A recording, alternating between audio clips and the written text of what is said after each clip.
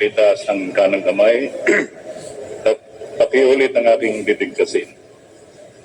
Ako si Joseph Ejercito Estrada. Ako si Joseph Ejercito Estrada.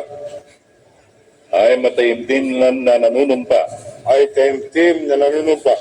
Natutuparin ko ng buong katapatan at sigasig ng buong katapatan at sigasig ang aking mga tungkulin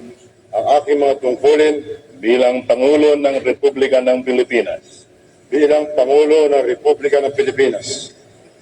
Pangangalagaan at ipagtatanggol ang kanyang konstitusyon. Ipatutupad ang mga batas nito. Magiging makatarungan sa bawat tao. At itatalaga ang aking sarili. Sa paglilingkod sa bansa. Kasihan nawa ako ng Diyos.